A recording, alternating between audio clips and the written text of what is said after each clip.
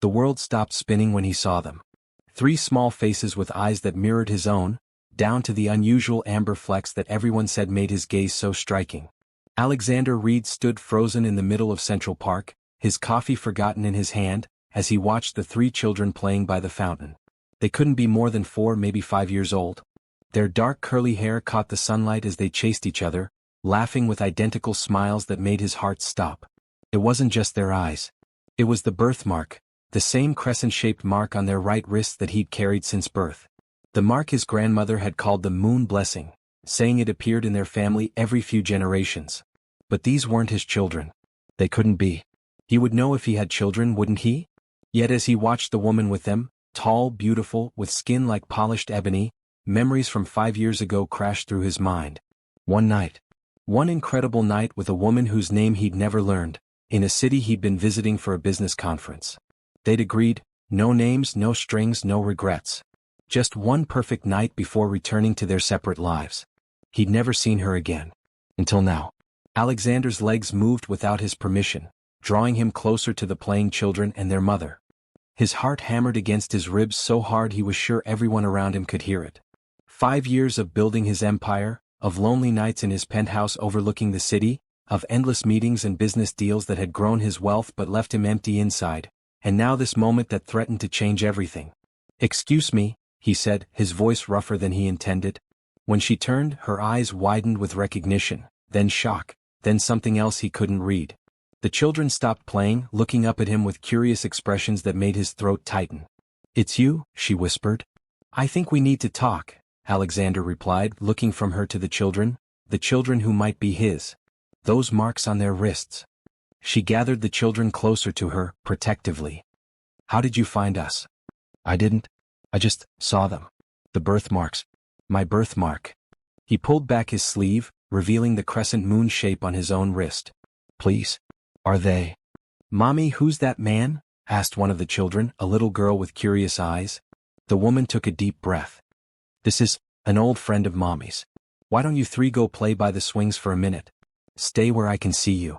The children ran off, full of energy and innocence, unaware that their world might be about to change forever. "Their names are Eliza, Jackson, and Zoe," she said quietly. "And yes, they're yours." Alexander felt like the ground beneath him had disappeared. He was falling through space, through time, through a life he hadn't known existed until this moment. "Why didn't you tell me?" he asked, his voice barely above a whisper. "You're Alexander Reed, the billionaire.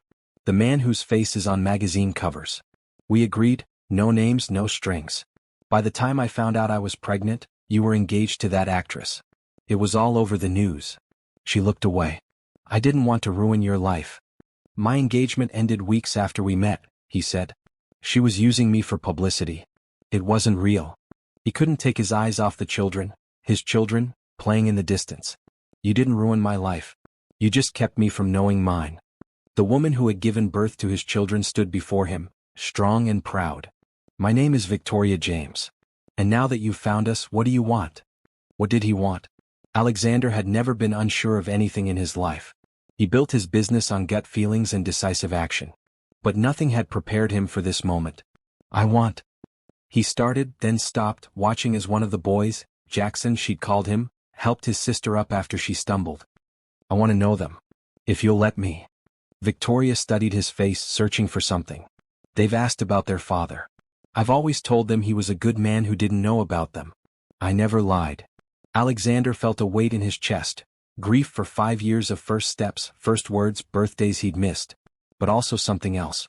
Something like hope. "Can we start over?" he asked. "Not the way we did before. But differently. I want to be in their lives, Victoria. They're part of me."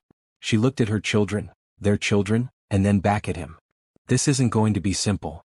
"Nothing worthwhile ever is," he replied. As they stood there, with 5 years of secrets and a lifetime of possibilities stretched between them, Alexander Reed, the man who could buy anything, realized he'd found the one thing his money couldn't purchase.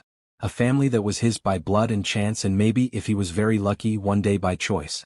"They have your smile," Victoria said softly. And for the first time in years, Alexander truly smiled. Alexander Reed's private office on the 87th floor offered a view of the city that most people only saw in movies. Floor-to-ceiling windows revealed a world he had helped build with investments, deals, and the kind of business sense that had made him a legend before he turned 35. But today he couldn't focus on the view or the stack of contracts waiting for his signature. His mind was stuck in Central Park with 3 small faces that carried his blood. "You've checked their birth certificates?" he asked his most trusted lawyer, James Chin, who sat across from him with a folder of hastily gathered information. "Yes. Birth certificates list the father as unknown, but the timing matches perfectly with your conference in Boston 5 years ago. The children were born 8.5 months after your stay there." Alexander ran a hand through his dark hair. "And she never tried to contact me? Never asked for money?" "Nothing we can find. Victoria James works as a pediatric nurse. Lives in a modest apartment in Queens. Pays her taxes on time. No suspicious deposits or lifestyle beyond her means." James paused. "Alex, she could have come after you for millions. She didn't." That fact alone told Alexander more about Victoria's character than any background check could reveal. In a world where he'd grown used to people wanting something from him, she had asked for nothing. Not even for the children who had a right to his name and his fortune. "I want to set up a trust for each of them. Immediately. And I want the best family lawyer in the city ready to discuss arrangements." "Custody?" James asked cautiously. The word hung in the air. Alexander had never imagined himself as a father. His own dad had been distant, cold, more interested in building the company that Alexander had later transformed into a global empire. The idea of being responsible for 3 young lives seemed impossible just days ago. Now it felt like the only thing that mattered. "I don't know yet. I just know I want to be in their lives. They deserve that. I deserve that." "And Victoria? What does she want?" Alexander remembered the wariness in her eyes in the park. The protective way she gathered the children close when she first spotted him. "We're meeting tomorrow. Neutral ground. A place where the kids can play while we talk." He turned to look out at the city again. "She's raised them alone for 5 years, James. They're healthy, happy, well-adjusted. She's done everything right without any help from me." "You didn't know," his lawyer reminded him. "That doesn't change the facts." After James left, Alexander opened his laptop and did something he'd never done before. He searched online for advice about meeting your children for the first time. The search results made him realize how unprepared he truly was. What would he say to them? How much should they know about who he was to them? Would they even like him? For a man who confidently made million-dollar decisions daily, these questions left him completely unsteady. His phone buzzed with a text message from Victoria. "The kids are excited to meet you tomorrow. They think you're just mommy's friend right now. I thought we should talk first before telling them anything else." Alexander typed back, "Thank you for this chance. I'll follow your lead." He spent the rest of the evening looking at photographs James had managed to find online. Victoria at a hospital fundraiser, the children at a community playground opening. In each image, he searched for parts of himself, amazed to find them reflected back in small features and gestures. That night, Alexander Reed, the man whose decisions affected global markets, lay awake staring at his ceiling, terrified of disappointing 3 small people he'd only just discovered. The indoor playground was noisy with the sounds of children's laughter and parents chatting over coffee. Alexander arrived early, dressed more casually than he had been in years. Jeans and a simple button-down shirt, no tie, no expensive watch that might catch little hands. He wanted to seem approachable, not intimidating. He spotted them the moment they walked in. Victoria held the hands of 2 of the children, while the third, the boy Jackson, walked slightly ahead, curious and bold. Alexander's heart did a strange flip in his chest. Victoria saw him and nodded, leading the children toward his table in the corner. "Children, this is Mr. Reed, my friend I told you about," she said, her voice steady and warm. "Hello," Alexander said, suddenly unsure what to do with his hands, with his face, with any part of himself. The little girl with braids decorated with colorful beads stepped forward first. "I'm Eliza and I'm 5. Do you like unicorns?" Alexander couldn't help smiling. "I do. Especially the purple ones. Those are the best kind," Eliza declared as if he'd passed an important test. The other little girl, slightly smaller than her sister but with the same confident manner, pushed forward. "I'm Zoe. I can count to 100. "That's very impressive," Alexander said seriously. "Maybe you can show me sometime." Jackson, who had been studying Alexander with a curious expression, finally spoke. "Why do you have the same mark as us?" He held up his small wrist, displaying the crescent birthmark. Alexander glanced at Victoria, who gave a small nod. "Well," he said carefully, Sometimes people in the same family have the same marks or features. Like your eyes, they're the same color as mine. See? He leaned down slightly so Jackson could compare their eyes. Are you our family? Jackson asked with the directness only a child could manage. Victoria stepped in smoothly. Mr. Reed and I are going to talk about some grown-up things. Why don't you three play on the climbing structure and we'll be right here watching. The children needed no further encouragement, racing off to join the other kids. When they were alone, Victoria sipped her coffee before speaking. They're smart. They ask about their father sometimes. I've always told them he's a good man who lives far away. I want to be part of their lives, Alexander said simply. I'll follow whatever pace you think is best, but I want them to know me. And I want to provide for them, education, healthcare opportunities. Everything. Victoria set down her cup. I've managed for 5 years.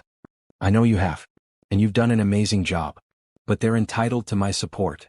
She studied him. What exactly are you proposing? For now, getting to know them. Spending time together. Maybe regular visits if you're comfortable with that. I'd like to set up trust funds for their education and future. And I want to help you too. A better place to live, maybe? I don't need. It's not about need, Victoria. It's about what should have been happening all along. She sighed watching the children play. They have your stubborn chin. And your eyes. I thought about finding you when I first realized I was pregnant, but then I saw your engagement announcement. I figured your life was set. It wasn't the right match. We broke up before the triplets were even born. Triplets, Victoria repeated with a small smile. That still sounds strange sometimes. No history of multiples in my family. The doctor almost fell over when he saw the ultrasound. My grandmother was a twin, Alexander said. I guess it runs on my side. They both turned to watch the children who had found the ball pit and were diving in with abandon. They're amazing, Alexander said softly. They are. Victoria turned to face him fully. I need to know your intentions are serious. They're not a novelty or a project. They're people with hearts that can be broken. If you come into their lives, you need to stay. Alexander thought about his own childhood, the broken promises from a father too busy building a legacy to attend school plays or baseball games. I understand, he said. I won't be like my father was to me. I want to be there, birthdays, school events, ordinary Tuesdays. All of it. And what about your life? The women, the parties, the travel? Children need stability. Alexander looked at her directly. My public image isn't the whole story. Yes, I work hard. Yes, I travel. But I'm not the playboy the media likes to portray. That sells magazines, but it's not who I am. He paused. Finding out about them changes everything for me, Victoria. In a good way.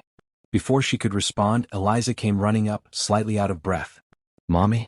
Jackson says I can't be the princess because princesses don't have brown skin, but that's not true, right? Victoria lifted her daughter onto her lap. Of course it's not true.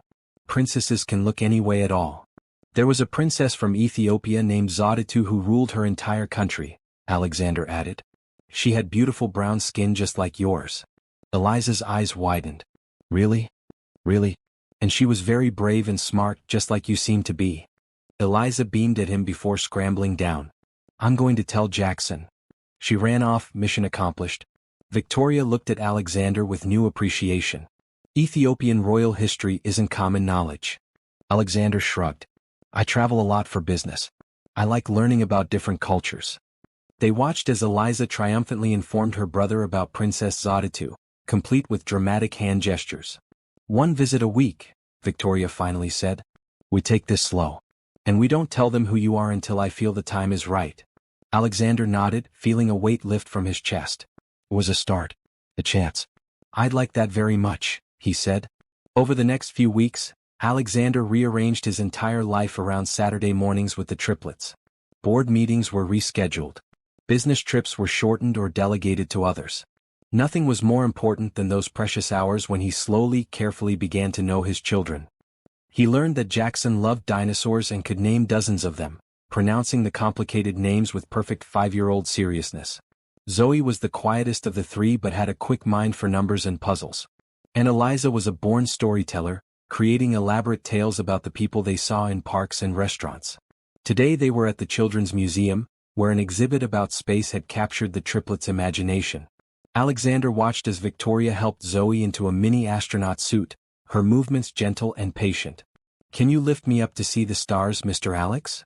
Jackson asked, pointing to a display that was just beyond his reach. Alexander carefully lifted the boy, feeling the perfect weight of him, the trust in the small body that leaned against his chest. See that bright one? Alexander pointed. That's Sirius the dog star. It's the brightest star we can see from Earth. I want a dog, Jackson said, changing subjects with a child's natural flow. Mommy says maybe when we're older. Dogs are a big responsibility, Alexander agreed, understanding Victoria's hesitation. Their apartment was small, and she worked long shifts at the hospital. When I'm big I'll have 3 dogs. One for me, one for Eliza, and one for Zoe. Alexander smiled. That sounds like a good plan. Later, when the children were absorbed in the museum's bubble station, Alexander and Victoria sat on a bench watching them. They ask about you all week, Victoria admitted. When is Mr. Alex coming again? What will we do with Mr. Alex? Alexander felt a warmth spread through his chest. I think about them all the time. I've never been so distracted at work. I meant to ask, does anyone know? About them, I mean. Just my lawyer, Alexander said. I wanted to respect your privacy. And theirs. Victoria nodded, appreciating his discretion. My mother knows you've come into the picture. She's been helping me with them since they were born. She's cautious about your sudden appearance. I'd like to meet her, Alexander said. I want her to know my intentions are genuine. Maybe next week. She keeps the kids when I work night shifts. Victoria hesitated. About that? I've been thinking about your offer. Alexander had proposed buying a larger home for Victoria and the children, somewhere with a yard, separate bedrooms for each child, and a shorter commute to the hospital for Victoria. She had resisted, proud and independent. I still don't want to simply take your money, she continued. But the children deserve more space. A better school district. So if you want to help with that, we can discuss what makes sense. It was a small concession, but Alexander recognized what it cost her pride. Thank you, he said simply. Whatever you're comfortable with. I just want to help make all your lives better. Mom, look. Eliza's voice carried across the room as she created a bubble the size of her head, her face lit with triumph. They both watched as the bubble drifted upward before popping, sending Eliza into peals of laughter. I've been thinking, Victoria said quietly. It might be time to tell them who you are. They're getting attached to you anyway. And they're asking more questions about their father.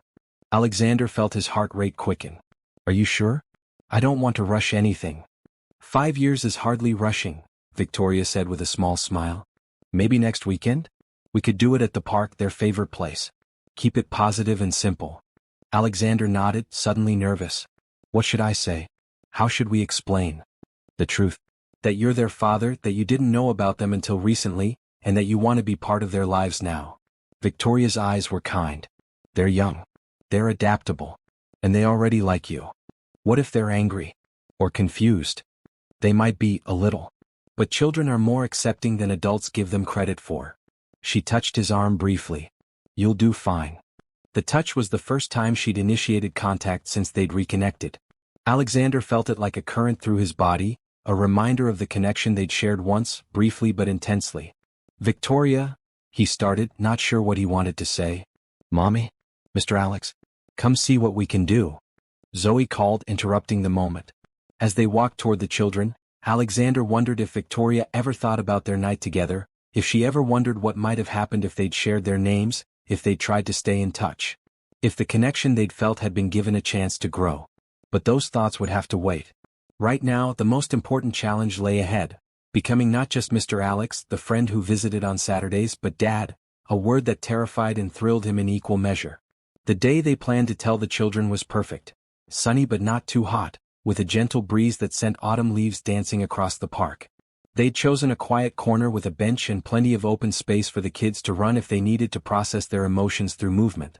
Victoria had dressed the triplets in matching outfits, not identical but color-coordinated in shades of blue that Alexander now knew was their favorite color. The sight of them lined up on the bench with expectant faces made his throat tight with emotion. Children, Victoria began, sitting beside them, you know how we've talked about your daddy before? How I told you he's a good man who didn't know about you. 3 small heads nodded in unison. Well, she continued, her voice steady, sometimes life surprises us with good things we weren't expecting. She looked at Alexander, giving him the cue they'd discussed. He knelt down in front of the bench so he was at eye level with the children. What your mom means is that I'm your father. Your dad. He held up his wrist, showing the crescent birthmark. That's why we have the same mark. And the same eyes. There was a moment of silence as 3 pairs of identical amber eyes stared at him, processing this information. Jackson spoke first. But why didn't you know about us? Alexander had prepared for this question. Your mom and I met a long time ago before you were born. We didn't stay in touch and she didn't know how to find me to tell me about you. When I saw you in the park that day, I recognized our special mark, and that's how I discovered you're my children. So you're not just mommy's friend? Eliza asked, her brow furrowed. I am your mom's friend, Alexander said carefully. But I'm also your dad. Zoe, who had been quiet, suddenly asked, do we have to call you dad now? Alexander looked at Victoria, who nodded encouragingly. You can call me whatever makes you comfortable, he told Zoe. You could still call me Mr. Alex if you want, or you could call me Dad or something else. It's up to you. I want to try saying Dad, Jackson declared boldly. Dad. Dad. He tested the word as if trying on new shoes. Can I still think about it? Zoe asked in a small voice. Of course, Alexander assured her. There's no rush. Eliza had been uncharacteristically quiet. Does this mean you're going to live with us now? She finally asked. Victoria stepped in. No, sweetheart. Mr. Al, your dad will still have his own home. But he wants to spend more time with you all, to get to know you better. And I want to help take care of you, Alexander added. That's what dads do. They help take care of their children. Like Jackson's friend Mateo? His dad picks him up from school sometimes, Eliza said. Yes, like that, Victoria confirmed. We're still figuring out exactly how everything will work, but your dad and I both love you very much, and we both want what's best for you. Can we go play now? Jackson asked, apparently satisfied with the explanation. Victoria laughed softly. Yes, you can play. Stay where we can see you. As the children ran toward the playground, Alexander sat beside Victoria on the bench. That went better than I expected, he admitted. They're still processing. There might be more questions later. She watched them climb on the jungle gym. I think Zoe's going to need more time. She's always been the cautious one. I'll be patient, Alexander promised.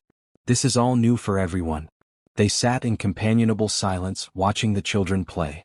After a while, Alexander noticed Victoria was looking at him with an expression he couldn't quite read. What? He asked. I was just thinking about fate or coincidence or whatever you want to call it, she said. What were the odds of you walking through that exact part of the park on that exact day? The city has millions of people. Alexander had thought about this too. Maybe some part of me was searching without knowing it. Or maybe it's like my grandmother used to say, blood calls to blood. Your grandmother sounds interesting. She was. She raised me after my parents died.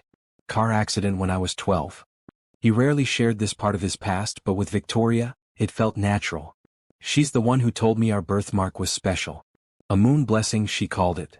Victoria looked at the children. All 3 of them have it. The doctor said it was unusual for identical multiples to all have the same birthmark. Usually 1 or 2 might have it, but not all 3. My grandmother would say it means they're meant for special things, Alexander said with a small smile. They are special, Victoria agreed. Not because of a mark or who their father turned out to be, but because of who they are. Alexander felt a rush of admiration for this woman who had raised his children with such love and wisdom. You've done an amazing job with them, Victoria. I want you to know I see that. I respect it. She nodded, accepting the compliment. It hasn't always been easy. 3 babies at once on a nurse's salary. There were some tough times. I wish I could have been there. I know. But we're here now, figuring it out. Just then Jackson came running up, slightly out of breath. Dad. Dad. Come push me on the swing. The word, Dad, hung in the air between them like a gift. Alexander's eyes met Victoria's, and he saw her gentle nod. I'm coming, buddy, he said, standing up. As he walked toward the swings, his son's small hand slipped into his, trusting and natural as if they'd been doing this forever. And for the first time since discovering he was a father, Alexander felt like he might actually know how to do this, one push of a swing at a time. The house was perfect, a brownstone with a small backyard, separate bedrooms for each child, and a reasonable commute to the hospital for Victoria. Alexander had found it through a private listing, ensuring no connection to his name that might attract unwanted attention. It's too much, Victoria protested when she first saw it. It's not even close to enough, Alexander replied. But it's a start. They had come to an agreement. Alexander would purchase the house and put it in a trust for the children. Victoria would pay a modest rent that would go directly into the children's college funds. It allowed her to maintain her independence while accepting help for the children's benefit. Today was moving day. Alexander had hired a crew to handle the heavy lifting, but he was here himself, sleeves rolled up, helping where he could. Dad. Look at my new room. Jackson called from upstairs. Alexander still felt a thrill each time one of the children called him Dad. Jackson had embraced it immediately, Eliza had followed soon after, and even Zoe had started using it occasionally, testing the word cautiously like stepping into cold water. He climbed the stairs to find Jackson jumping on his new bed, a special one shaped like a dinosaur that Alexander had found from a custom furniture maker. What do you think, buddy? Is it big enough for all your dinosaurs? It's the best room ever, Jackson declared, continuing to bounce. Alexander smiled. I'm glad you like it. Remember what Mom said about jumping on beds, though? Jackson immediately stopped, sitting down with exaggerated care. Sorry. It's okay. Why don't you help me check on your sisters? See how they like their rooms. Eliza was arranging her collection of dolls on a new bookshelf, chattering to them about their new home. Zoe was more methodical, carefully unpacking her books and arranging them by color on her shelves. Do you need any help, Zoe? Alexander asked, watching from the doorway. She considered him seriously. Can you reach the top shelf? I want my special books up there. Alexander stepped into the room and took the small stack of books she handed him. He noticed they were all math-related, counting books, shape books, even a child's introduction to patterns. You really like numbers, don't you? He asked as he arranged the books carefully. Zoe nodded. Numbers make sense. They always follow the rules. Alexander felt a connection with his quiet daughter. I feel the same way.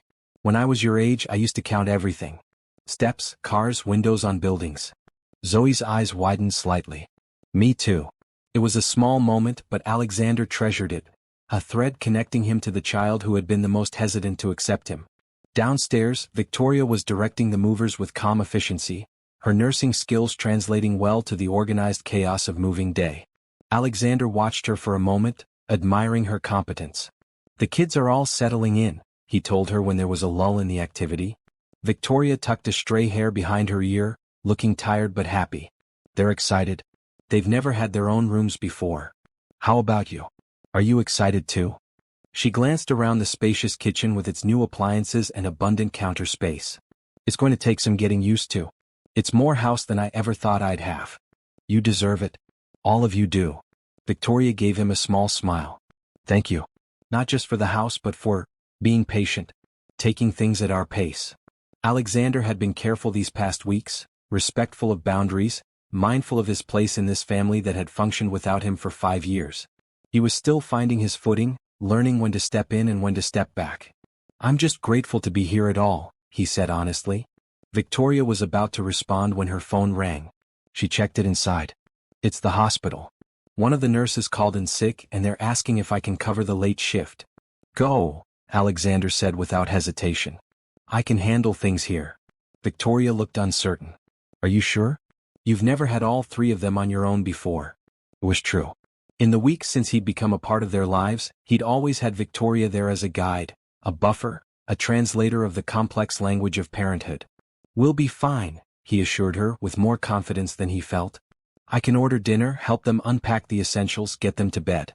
It's about time I learned to handle bedtime anyway. Victoria studied him for a moment, then nodded. Their pajamas are in the blue suitcases.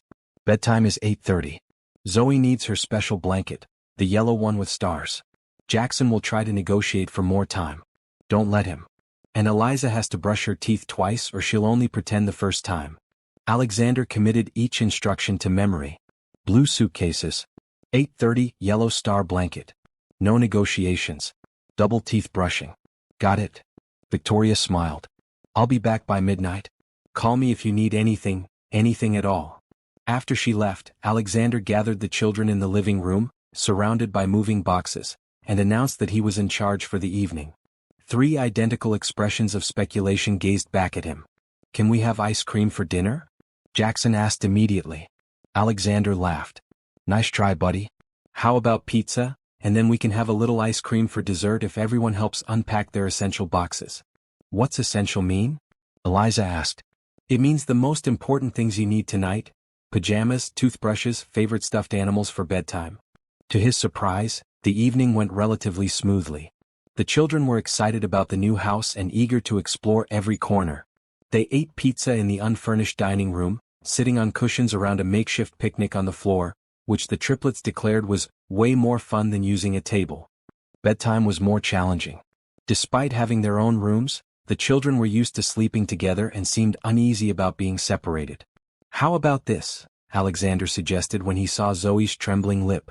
Tonight, we can put all 3 mattresses in Jackson's room and have a sleeping party on the floor. Then tomorrow night we can try sleeping in separate rooms. The compromise was accepted with relief. Alexander helped them create a nest of blankets and pillows, read them 2 stories, one about dinosaurs for Jackson, one about a princess engineer for the girls, and then sat beside them until their eyes began to close. Dad. Eliza mumbled sleepily. Yes, sunshine? Are you going to live here too? The question caught him off guard. No, I still have my own place. But I'll be here a lot to see you guys. But why can't you stay here? There's an extra bedroom, she persisted, fighting sleep. Alexander thought carefully about his answer. Well, your mom and I are still getting to know each other again. We're friends, but grown-ups need their own space sometimes. Like how I need my own room even though I love Jackson and Zoe? She asked. Something like that, yes. Eliza seemed satisfied with this answer and drifted off to sleep. Alexander sat in the darkened room, listening to the soft breathing of his children, feeling a peace he'd never known before. When Victoria returned home shortly after midnight, she found him in the kitchen, unpacking dishes and arranging them in cabinets. Everything go okay? She asked, setting down her purse. Better than okay, Alexander replied. They're all asleep in Jackson's room. We decided to ease into the separate bedrooms thing. Victoria nodded approvingly. Smart call. She looked around at the work he'd done. You didn't have to unpack all this. I wanted to help. Besides, I'm not tired. He placed the last plate in the cabinet. How was work? The usual. Ear infections. Worried parents. One broken arm from a skateboard accident. They stood in the kitchen, the quiet of the sleeping house around them, both a little uncertain in this new arrangement. Thank you, Victoria said suddenly. Not just for tonight but for everything. For not being angry that I kept them from you. For giving us time to adjust. For not trying to take over. I wouldn't know how to take over, Alexander admitted. I'm still learning. You're the expert here. Victoria smiled. Believe me, I'm still learning too. Even after 5 years. As she helped him finish organizing the kitchen, Alexander found himself stealing glances at her. In the weeks since they'd reconnected, he'd been so focused on building relationships with his children that he barely allowed himself to think about her. About them. About what might have been, or what might still be. But tonight, in the quiet of this new house that would be a home for his children, he couldn't help wondering if there might be room in it for him too someday. 3 months after moving into the new house, they had settled into a routine. Alexander spent Wednesdays and Saturdays with the children, plus Sunday dinners with the whole family. He had adjusted his work schedule, delegated more responsibilities to his management team, and even set up a small home office in the guest room of Victoria's, the children's, house for the times when business couldn't wait. The children had blossomed. Jackson had joined a local soccer team which Alexander never missed a game for. Eliza had discovered a talent for painting, covering the refrigerator with colorful creations. And Zoe had skipped ahead in math at their new school, working with second-grade numbers despite being in kindergarten. But it wasn't all smooth sailing. Today, Alexander arrived to find Victoria looking stressed, her hair pulled back in a messy ponytail instead of her usual neat style. What's wrong? He asked immediately. Parent-teacher conferences, she sighed. All 3 teachers want to meet today, but I'm supposed to work a double shift because 2 other nurses are out with the flu. I can go, Alexander offered. Victoria hesitated. The school doesn't have you listed as a parent yet. We never did the paperwork. Then let's do it now, he said. I want to be officially recognized anyway. It's time. 30 minutes and several signed forms later, Alexander was officially registered as the triplets' father at their school. The secretary had raised an eyebrow at his last name but said nothing.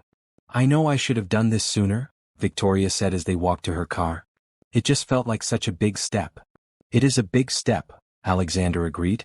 But it's the right one. I'm their father. I want to be involved in everything, including school. Victoria nodded. You're right. And it's good for them to see us working together. The meetings at school went well. Jackson's teacher praised his enthusiasm but mentioned he could work on sitting still during story time. Eliza's teacher showed them stories she had dictated, already showing creativity beyond her years. And Zoe's teacher recommended testing for the gifted program, noting her exceptional abilities with numbers. "She gets that from you," Victoria said as they walked back to the car. "That mind for figures." Alexander felt a rush of pride. "Maybe. But she gets her thoroughness from you. The way she double-checks everything." They shared a smile, the easy, companionable connection that had been growing between them over these months of co-parenting. "Can I take you to lunch?" Alexander asked impulsively. "To celebrate our first parent-teacher conferences?" Victoria checked her watch. "I don't have to be at work for 2 more hours." "That sounds nice." At the small cafe near the school, they talked about the children, about plans for the upcoming holidays, about the practical matters of raising 3 active 5-year-olds. But underneath, Alexander sensed a current of something more, a tension, a possibility that hung between them. "Victoria," he said finally, setting down his coffee cup, "I've been thinking." "That sounds dangerous," she teased, but her eyes were serious. "I want to talk about us." He held up a hand when she started to speak. "Not to pressure you or rush anything, but to be honest about what I'm feeling." Victoria was quiet, waiting. "That night in Boston," Alexander continued, "wasn't just a random encounter for me. I've had those before. This was different. I felt a connection with you that I've never felt with anyone else. That's why I was so disappointed when you were gone the next morning." "I had an early flight," Victoria said softly. "And we had agreed just one night." "I know. But I wanted to find you again. I just didn't know how." He looked at her directly. "And now, these past months, getting to know you as a mother, as a person, those feelings haven't gone away. They've gotten stronger." Victoria looked down at her plate. "Alexander, I'm not asking for anything," he said quickly. "I respect the boundaries you've set. I understand your priority is the children, and it should be. Mine too. But I wanted you to know that for me this isn't just about co-parenting. When I imagine the future, I see all 5 of us together." Victoria was quiet for a long moment. "I can't deny I've thought about it too," she finally said. "The connection we had, it was real. I've never felt that way with anyone else either. That's part of why I never seriously dated after the triplets were born. No one measured up to the memory of you." Alexander felt his heart beat faster. "But," she continued, "it's complicated now. We're not just 2 people who might date and see where things go. We're parents. If we tried and it didn't work out, the children would be caught in the middle," Alexander finished. "I understand. It's a risk. A big one." Victoria met his eyes. "I need more time, Alexander. I'm not saying no. I'm just saying not yet. We're still learning how to be parents together. Let's master that first." It wasn't the answer he had hoped for, but it wasn't a rejection either. Alexander nodded, respecting her caution even as hope bloomed in his chest. "I can be patient," he said. Victoria smiled. "One thing at a time. We've got parent-teacher conferences down. Now let's survive the holidays." As they left the restaurant, Alexander felt lighter for having spoken his truth. And when Victoria briefly squeezed his hand before getting into her car, he knew that whatever happened, they were moving forward together.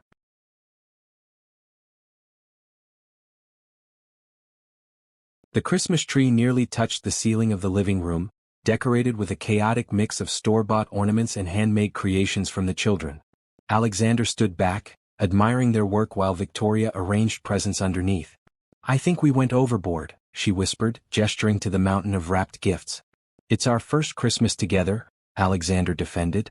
"Next year will be more reasonable." The phrase "next year" hung between them, a promise of continuity, of family traditions yet to be created. The children had gone to bed hours ago, too excited to sleep but finally succumbing to exhaustion. Tomorrow, Christmas morning, would be the first major holiday Alexander would spend with his children. He had moved into the guest room for the weekend at the children's insistence, and the arrangement felt both strange and oddly right. "Cocoa," Victoria offered, holding up a mug. Alexander accepted gratefully, following her to the kitchen where they could talk without waking the kids. "Your mother is coming tomorrow?" he confirmed. Victoria nodded. "Around noon. She's looking forward to meeting you properly."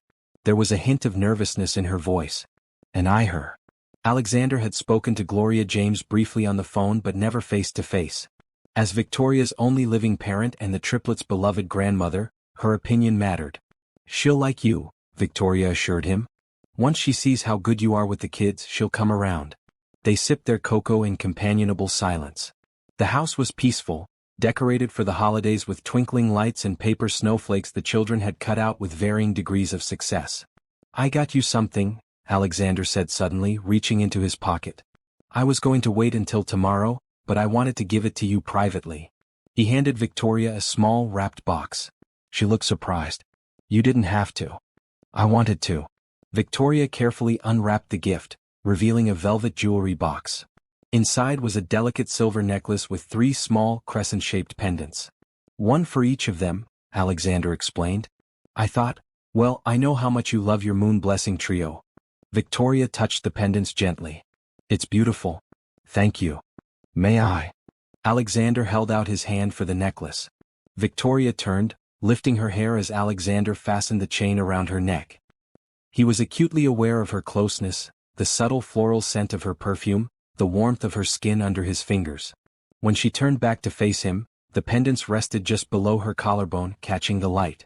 "Perfect," he said softly. Their eyes held for a long moment. Alexander felt himself leaning forward slightly, drawn to her as he had been from the first moment they met. A small sound from the hallway broke the moment. They both turned to see Eliza standing in the doorway, clutching her favorite stuffed unicorn. "I heard a noise," she said sleepily. "I thought it might be Santa." Victoria went to her daughter, lifting her easily. "Not yet, sweetheart. Santa won't come until you're fast asleep. Can I have some water first?" While Victoria got Eliza a drink, Alexander straightened the girl's unicorn, which was missing an eye and had clearly been well loved. "You know," he told Eliza, "I think Sparkle here might be getting a friend tomorrow." Eliza's eyes widened. "Really?" "I have a feeling," Alexander said with a wink. After Victoria took Eliza back to bed, she returned to find Alexander loading the dishwasher. "You don't have to do that," she said. "I know. I want to help." Victoria leaned against the counter, absently touching the new necklace. "It's strange, isn't it? A year ago, I never would have imagined this Christmas." "Too strange?" Alexander asked, closing the dishwasher. She shook her head. "No. Unexpected, but right somehow." She looked up at him. "Thank you for being patient with me." "With us." "Always," he promised. The next morning was a whirlwind of excited children, torn wrapping paper, and delighted squeals as presents were discovered. As Alexander had hinted, Eliza received a new unicorn, this one with a silver horn and rainbow mane that matched Sparkle's faded colors perfectly. Zoe got the advanced puzzle set she'd been hoping for, and Jackson nearly exploded with joy at the child-sized paleontologist kit complete with tools and a lab coat with his name embroidered on the pocket. Victoria's mother arrived precisely at noon, a petite woman with Victoria's features but gray-streaked hair and a cautious expression. She hugged her grandchildren warmly, presented Victoria with a casserole, and then turned her attention to Alexander. "So," she said, looking him up and down, "you're the father." "Mom," Victoria warned. "It's all right," Alexander said. "Yes, Ms. James. I'm Alexander Reed. It's a pleasure to finally meet you." Gloria studied him for a moment longer before saying, "Call me Gloria, and we'll see about the pleasure part. You've got some catching up to do in my book." "Mom?" But Alexander wasn't offended. "You're absolutely right. I have 5 years to make up for. I intend to do my best." Gloria seemed slightly mollified by his response. "Victoria tells me you bought them this house." "I bought a home for my children," Alexander corrected gently. "A place where they could have space to grow and play. Where Victoria could be closer to her work." Gloria nodded slowly. "Well, it's a nice house." Coming from Gloria, Alexander suspected this was high praise. Throughout Christmas dinner, Alexander noticed Gloria watching him, how he helped the children cut their food, how he listened to their stories with genuine interest, how he and Victoria moved around each other with growing ease. By dessert, her expression had softened somewhat. After the children went to play with their new toys, Gloria joined Alexander on the back porch where he'd stepped out for a moment of quiet. "Victoria says you're a good father," she said without preamble. "I'm trying to be." "She also says you want more than just co-parenting." Gloria's direct gaze reminded him of Victoria's. Alexander chose his words carefully. "I care deeply for your daughter. I have from the first moment I met her. But right now my priority, our priority, is giving the children stability and security. Gloria nodded. Good answer. But not quite what I asked. Alexander smiled. He could see where Victoria got her straightforwardness. Yes, I hope that someday Victoria and I might build something more together. But only when she's ready. Only when we're both sure it's right for everyone involved. Gloria was quiet for a moment, looking out at the small backyard where the children had hung bird feeders from the trees. She was all alone, you know. When she found out she was pregnant. Scared out of her mind. 3 babies. No father in the picture. But she never wavered. She's the strongest person I've ever met, Alexander said honestly. Yes, she is. Gloria turned to him. Don't you hurt her. Or those children. I won't, Alexander promised. They're my world now. Gloria studied him for another long moment, then patted his arm. I'm going to hold you to that, Mr. Billionaire. Now come inside before you freeze. Victoria made her special hot chocolate. As they walked back into the warm house, Alexander felt as if he'd passed some crucial test. From the kitchen, he could hear Victoria laughing at something one of the children had said, the sound bright and clear in the holiday air. This, he thought, was what coming home felt like. The children's 6th birthday fell on a perfect spring day in April. Alexander had spent weeks planning with Victoria, wanting to make the day special. They had rented a small petting zoo for the backyard, hired a face painter, and ordered a 3-tiered cake with a different theme for each child. Dinosaurs for Jackson, unicorns for Eliza, and stars for Zoe. Alexander arrived early to help set up, carrying the last of the decorations from his car. The past few months had seen subtle changes in his relationship with Victoria. More lingering glances. Hands touching briefly while passing dishes at dinner. Late-night conversations after the children were in bed that sometimes stretched until midnight, neither of them wanting to end the evening. But they had maintained the boundaries Victoria had requested. Friends, co-parents, but nothing more. Not yet. The bounce house people just called, Victoria said as she came out to help him. They're running about 30 minutes late. No problem. The kids won't be up from their nap for another hour anyway. Alexander unloaded colorful balloon bunches from his trunk. Did the cake arrive? It's perfect. Wait until you see it. They worked together efficiently, hanging streamers, arranging tables, setting out party favors. Alexander had invited a few of his staff members who had children around the triplets' age, while Victoria had invited neighbors, school friends, and family. Can I ask you something? Victoria said as they finished arranging gift bags. Of course. Do you ever regret finding us? Taking on all this responsibility? Alexander stared at her in surprise. Not for a single second. Why would you ask that? Victoria shrugged, not meeting his eyes. You had a certain life before. Freedom. No school pickups or chicken pox or birthday party planning. Victoria. Alexander gently turned her to face him. My life before was empty. I had success, yes. Money, power, all the trappings. But I came home to an empty penthouse every night. I had no one to share any of it with. You could have found someone. Started a family the traditional way. Alexander shook his head. I didn't want that. I didn't want anyone. Until Boston. Until you. Victoria's eyes widened slightly at his confession. After our night together, he continued, I thought about you constantly. I even tried to find you, but I didn't know your name, where you lived, anything. He smiled ruefully. I drove my assistant crazy asking her to check hotel records, flight manifests, anything that might give me a clue. You did. Yes. And when that night in the park, when I saw you, it felt like the universe was giving me a second chance. He took her hand tentatively. Not just to be a father, but to find you again. Victoria looked down at their joined hands. I thought about you too, she admitted softly. Especially when I found out I was pregnant. I kept seeing your eyes, wondering if the babies would have them. She smiled. They do, of course. Alexander wanted to pull her closer, to finally cross the invisible line they had drawn between them. But before he could move, the doorbell rang. That'll be Gloria, Victoria said, stepping back. She's bringing the extra tables. The moment broke, but Alexander felt a shift between them, a promise of something more to come. The birthday party was chaotic, joyful, and exhausting. 30 children ran through the backyard, petting baby animals, bouncing in the inflatable castle, and devouring cake and ice cream with equal enthusiasm. The triplets were in their element, proudly introducing their father to their friends and teachers. This is my dad, Jackson told his soccer coach with casual pride, as if Alexander had always been part of his life. He's teaching me to play chess. Each time Alexander heard one of the children claim him so naturally, his heart swelled. They had adapted to his presence in their lives with the resilience only children possess, accepting the strange circumstances of their family with unquestioning love.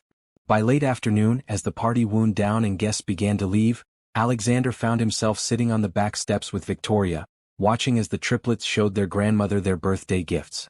"I think it was a success," he said, surveying the cheerful wreckage of the party. "Definitely. Though I'm not sure who's more tired, the kids or us." Alexander laughed. "I vote us. They seem to have unlimited energy." Victoria leaned against him slightly, her shoulder resting against his in a casual touch that felt significant. "Thank you for all this, for making their day so special." "Our children deserve the best," Alexander said simply. Victoria looked up at him, something new in her eyes. "Our children," she repeated softly. The phrase hung between them, full of meaning beyond the words themselves. Alexander felt his heartbeat quicken. "Victoria," he began, "I've been thinking." "Mom, Dad, look what Grandma gave us." Eliza came running up, holding a set of matching bracelets. "One for each of us." The moment slipped away again, but Alexander wasn't discouraged. He had learned patience these past months, learned that the most valuable things were worth waiting for. Later that night, after the children were finally asleep, exhausted from their big day, Victoria and Alexander sat on the porch swing, a peaceful silence between them. "They're growing up so fast," Victoria mused. "I can hardly believe they're 6 already." "I wish I'd known them from the beginning," Alexander said. "But I'm grateful for every day I have with them now." Victoria turned to face him. "You know, they've changed so much since you came into their lives. They're more confident, happier." "That's all you, Victoria. You laid the foundation. I'm just building on what you started." She smiled. "We make a good team, don't we?" "The best." Victoria took a deep breath, as if gathering courage. "Alexander, I've been thinking a lot about what you said at Christmas. About us." His heart jumped. And I think I'm ready to explore what might be between us." She looked nervous but determined. "If you still want to." Alexander gently took her hand. "I've never stopped wanting that, Victoria. Not for a moment." "It will have to be slow," she cautioned. "The children come first." "Always," he agreed. "We'll take it one day at a time." Under the spring stars, with their children sleeping safely inside the home they had created together, Alexander leaned forward and kissed Victoria for the first time. It felt like coming full circle, back to that night in Boston where their journey had begun, but this time with the promise of a future together. For the first time in his life, Alexander Reed, the man who had everything money could buy, felt truly rich. 1 year later. The beach house was Alexander's surprise for their first summer vacation as an official family. Located on a private stretch of shoreline, it offered panoramic ocean views, endless sand for the children to play in, and most importantly, privacy from the media attention that had finally caught wind of the billionaire's secret family. The story had broken 3 months earlier when a sharp-eyed reporter had spotted Alexander with the triplets at a public playground. The headline, "Reed Heir Mystery, Billionaire's Secret Triplets," had created a brief media frenzy. But Alexander had been prepared, issuing a simple statement confirming that he was indeed the father of triplets and requesting privacy for his family. The worst of the attention had died down, but they still valued their private time away from curious eyes. "Dad, can we go swimming now?" Jackson called from the deck where the children were eating breakfast. "After breakfast, buddy? And we'll need to put on sunscreen first," Alexander replied, pouring coffee for Victoria, who was still looking sleepy but content. "They've been up since dawn," she said, accepting the mug gratefully. "I found them trying to sneak out to the beach at 5:30 this morning." Alexander laughed. "They're excited. It's their first real vacation." Victoria smiled, watching the children through the glass doors. "Our first vacation as a family. All of us." The past year had been one of gradual, steady growth.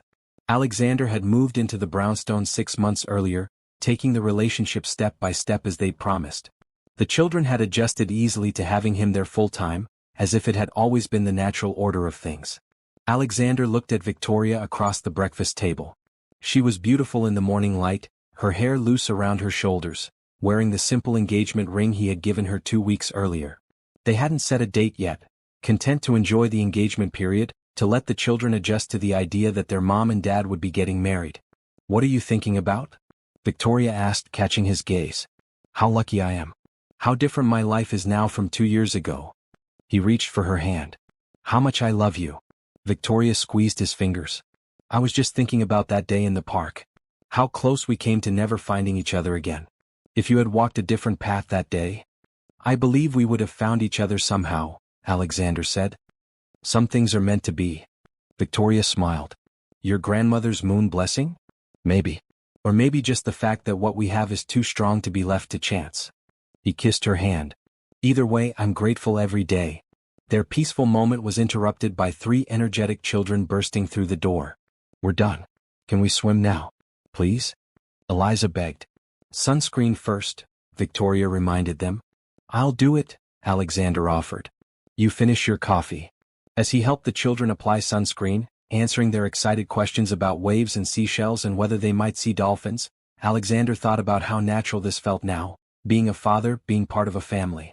The learning curve had been steep at times, but worth every challenge. Later, as they all played in the gentle waves, Alexander lifted Zoe onto his shoulders while Victoria helped Eliza and Jackson build a sand castle at the water's edge. The sun was warm, the water was perfect, and the sound of his children's laughter was the sweetest music he'd ever heard. Dad, Zoe said from her perch on his shoulders, are you and Mom going to have more babies after you get married? The question caught him by surprise. I don't know, sweetheart. Would you like a little brother or sister? Zoe considered this seriously. Maybe. But only one. 3 at once was a lot for Mom, I think. Alexander laughed. You're probably right about that. I'd like to be a big sister, Zoe decided. I could teach them math.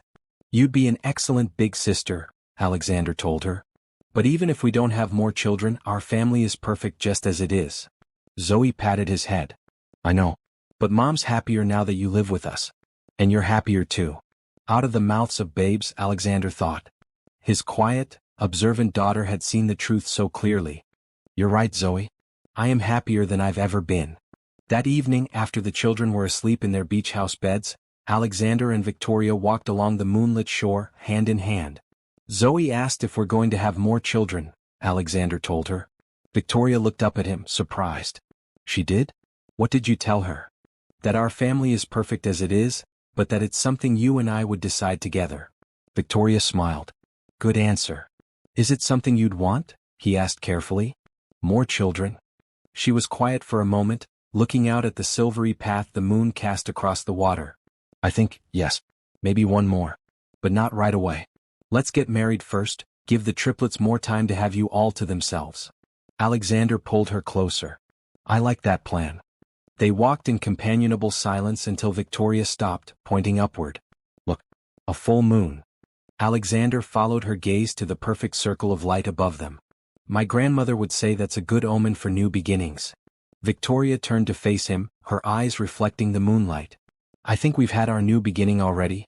Now we're just living it. Alexander kissed her under the vast sky, the sound of waves providing a gentle soundtrack to their moment. 2 souls who had found each other against all odds, created new life together, and then found their way back to each other to build a family stronger than either could have imagined alone. I love you, he whispered against her lips. I love you too, she replied. Every unexpected, wonderful part of this life we're building. As they walked back toward the beach house where their children slept peacefully, Alexander thought about the winding path that had led him here, one night in Boston, 5 years of not knowing, and then the miracle of recognition in a park on an ordinary day that had changed everything. Some might call it coincidence. Others might call it fate. Alexander Reed, who had once believed in nothing but the power of his own hard work and determination, now knew better. There were forces in this world beyond explanation, the perfect love within an imperfect story, the family that had been waiting for him all along, and the future stretching before them, as bright and full of promise as the moon above.